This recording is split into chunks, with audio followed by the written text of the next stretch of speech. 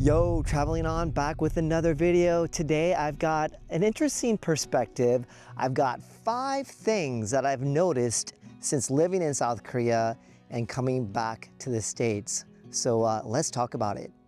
For my camera enthusiasts, I want to point out that I am utilizing the Pocket 3 and the Action 5, the perfect dual combo. They complement each other so well. With the Action 5, this is for my camera enthusiasts. I will post the settings for the Action 5 here, so you can take a look at that. And then I will also now post my Pocket 3 settings. In my haste to get out here before I lose light, I had forgotten to grab my ND filters from my Action 5. Okay, so now that we got the camera equipment out of the way, let's talk a little bit about some things that I've noticed. So this is kind of a funny anecdotal experience. So, you know, we've lived in Korea for 6 years, only been back to America a couple times since those 6 years. And something that was really funny, we flew into Louisville, Kentucky.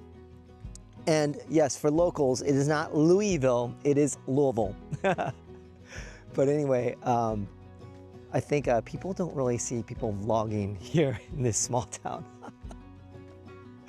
I'm used to like vlogging in bigger cities like Portland and California and Seoul, South Korea. So vlogging in this small town, people are probably like, what is this Asian guy doing?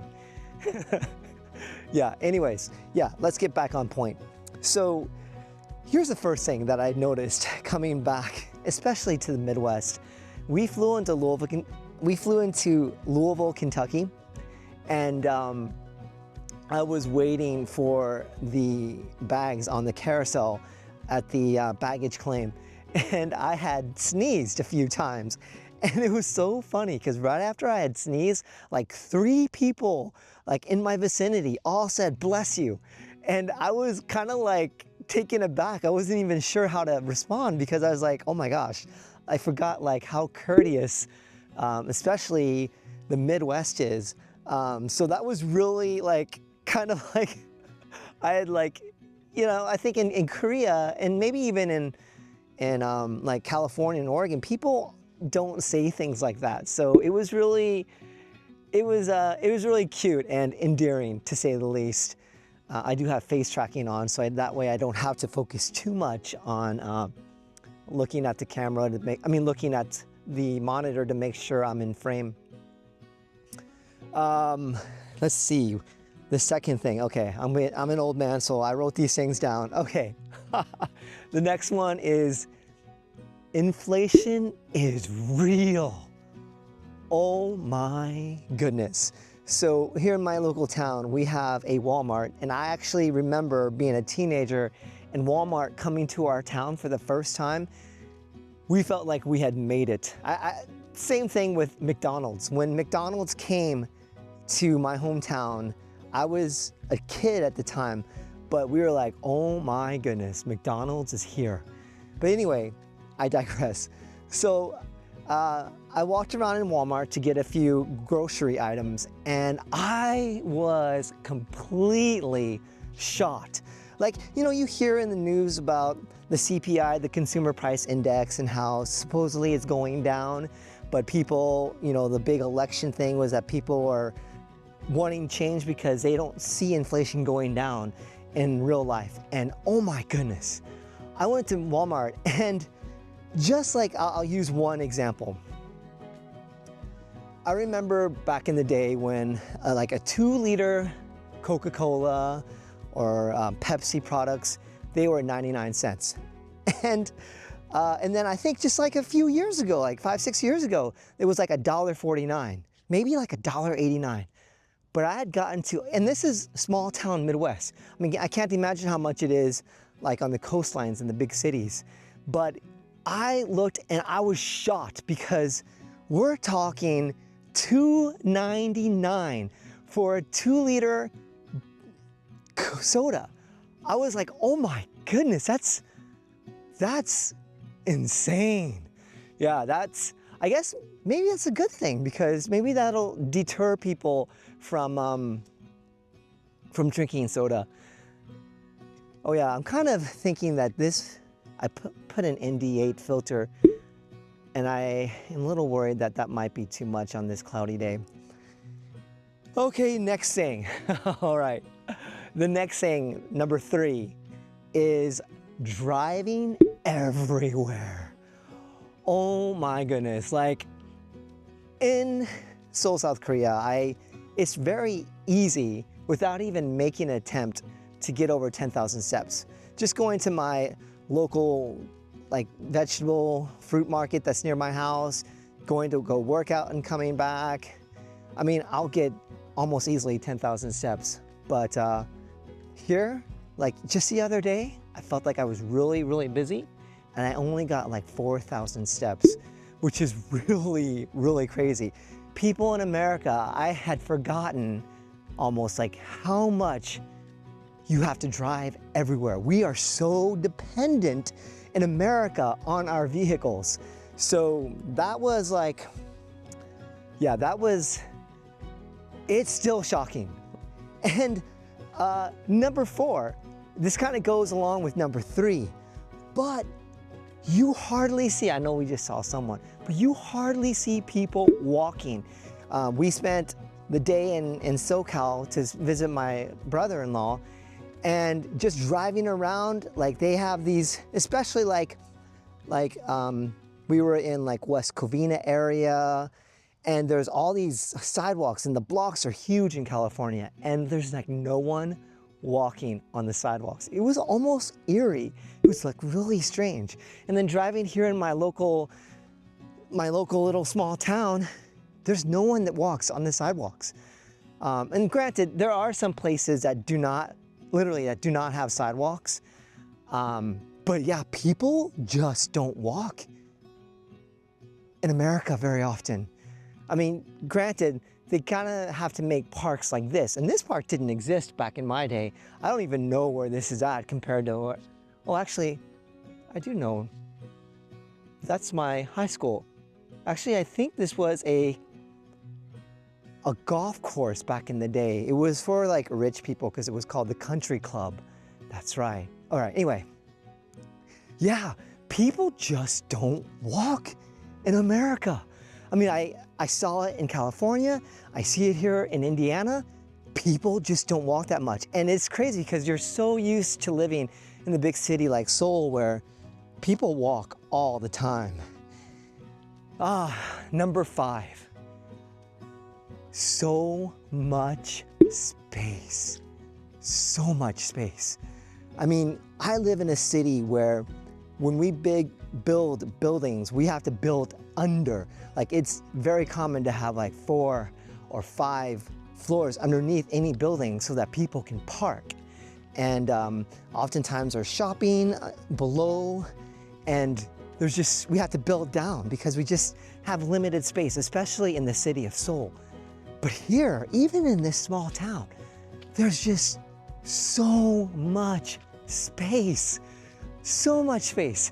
In California, everything is just so widespread. It's just really almost like a waste of space. Do you remember like that game, SimCity? I don't, do they even make SimCity anymore? I know they make like The Sims and stuff, but yeah, back in the day, SimCity, and you used to kind of like be the creator of a city, and you used to like space things out and make a city. And it just seems so like inefficient the way that America is set up because there's just so much space that we have. Granted, Americans do love their space. I was talking to a family friend of ours, and they were talking about wanting to live in Wyoming. And I asked why, and they were like, there's so much space and so little people.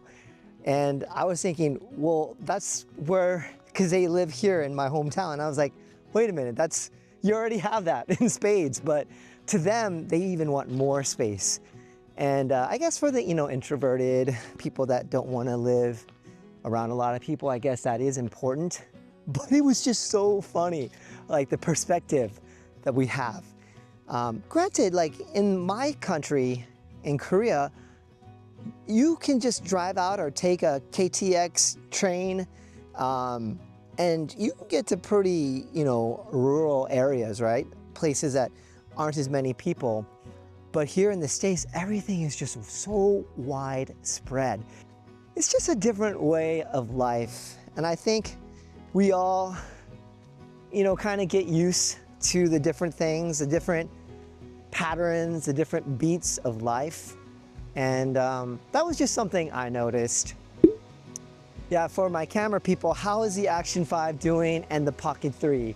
I'm curious, I do have it quadruple the shutter speed on the Action 5 to try to minimize those micro jitters.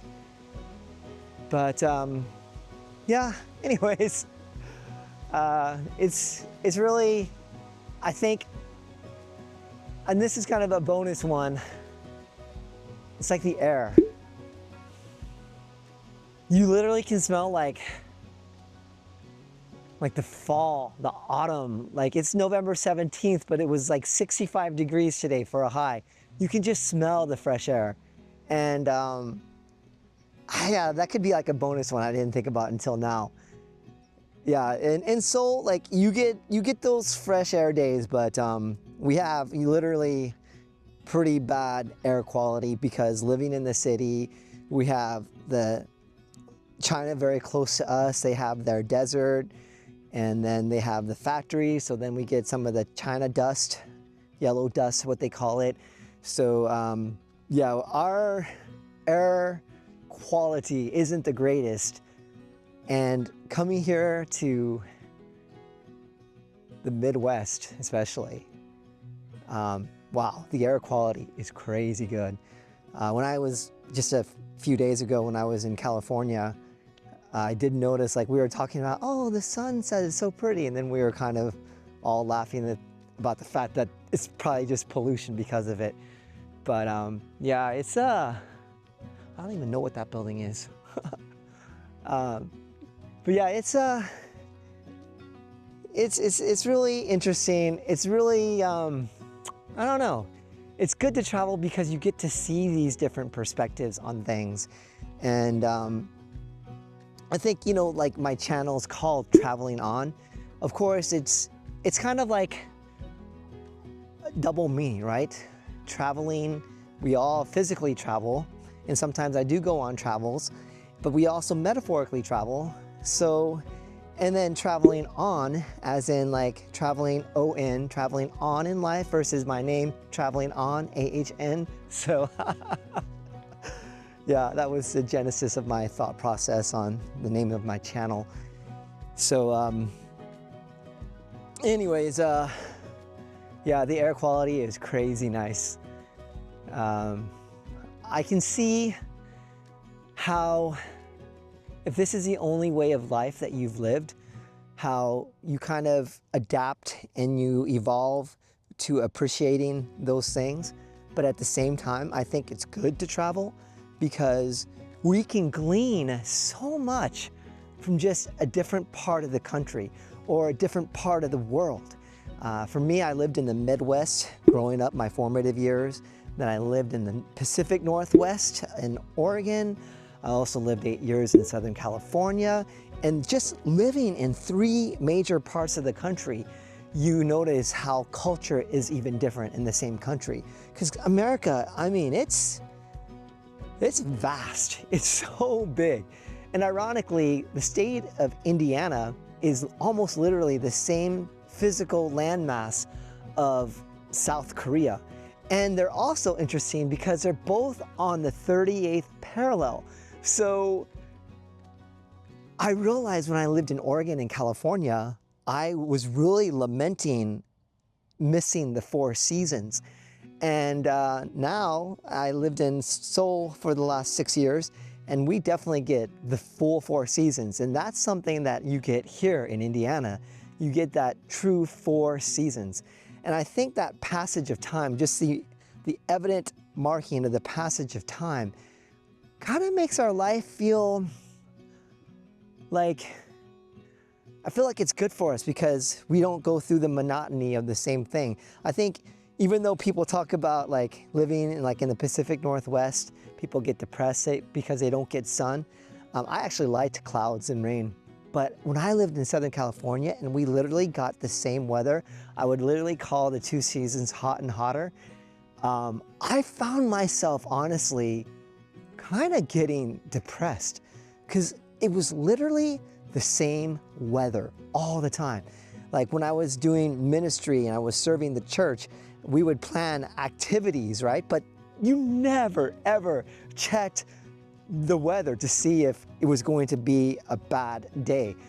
It just never happened. So you would plan an outing a month or two in the future, and you'd never worry about, oh, is it gonna rain? Is it gonna be bad weather?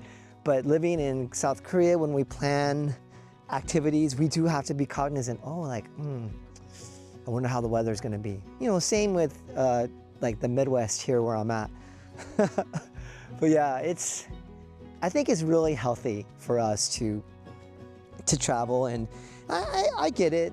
You know, I get it. If this is like some place that you've grown up with and you're loyal and you love your current environment, I mean, stay there. I mean, there's nothing wrong with that. But I think at least if you're gonna live in the same part of the world for all your life, if you have the privilege, if you have the opportunity, yeah, try to travel. It's good for the soul.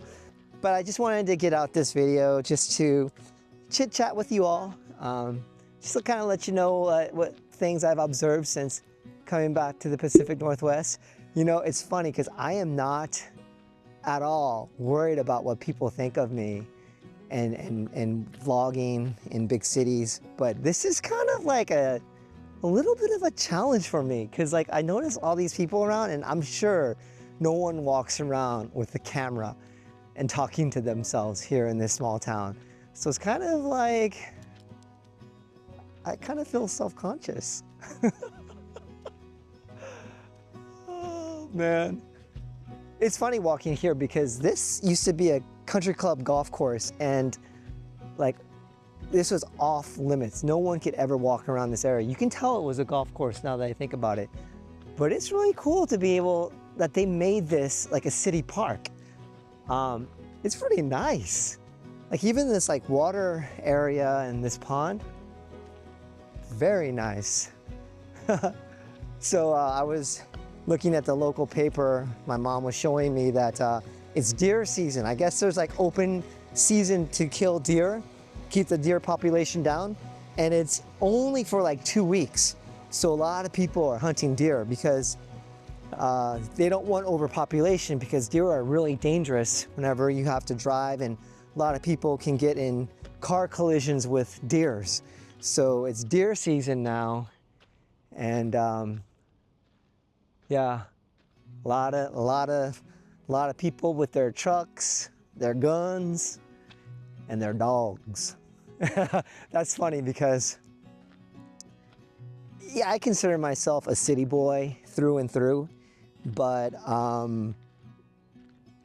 the Midwest did impress upon me, and I ended up loving trucks. I've owned a couple of trucks in my life, an old Chevy S10, and then when I lived in Oregon, California, I bought an F-150, and I also had a dog. I had a pit bull.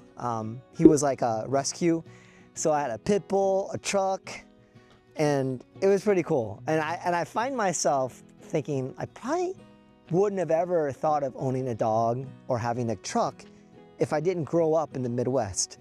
So it's kind of like that nature versus nurture thing, right? So I don't know, like this whole Midwest with dogs and trucks really kind of like affected me. I guess in a good way, because dogs are great, trucks are great, but yeah, it's hard to own a truck in the city of Seoul. I remember driving in Seoul, and you know, we do have the American, the soldiers in Korea. You know, of course, South Korea and America are allies against North Korea and the other people that are not on our side. And I saw this, literally this like big full extended cab, full extended bed, and had a lift kit on it, and it was like this big full-size Chevy truck. And I was like, oh my gosh, that has to be like someone, a high-ranking American, you know, soldier or officer. And I looked inside, and it's definitely an American guy. And it was pretty cool, because I'm like, wow, he's driving like a full-size truck in Korea, extended cab, lift kit, extended bed. I was just like, wow, that makes me want a truck, but I don't want to drive in Korea. It is it's not that it's crazy driving. Actually, Koreans driving has gotten a lot better, but it doesn't really make sense to own a car when you live in the city of Seoul. If you live outside of the city, sure, I guess that works. All right, I am definitely rambling, but this was fun, just to take you all along with me. Yeah, I'm gonna be getting out a video on my new sponsor. I actually am confused about this whole sponsor thing, because I hear people on YouTube be like, oh, I'm not sponsored by this company, they just sent it to me for free, I'm not paid by them. But I'm thinking, well, isn't that still like a sponsorship, because they sent you the product free? So aren't they technically sponsoring this? But I don't know. I consider it a sponsor. I mean, I'm not getting paid by these. I'm not directly getting paid by these two sponsors. Tellison is one of them. The other I'll let you guys know in the future. But they did send the product to me for free. So anyway. All right. Well, hope you guys are all doing well. Yeah, thanks for hanging out with me. This was fun. In the meantime, you all, let me know if you've noticed anything, like any differences as you have traveled to different parts of the country or different parts of the world. That'd be really cool to see what your observations were. In the meantime, God bless. Peace.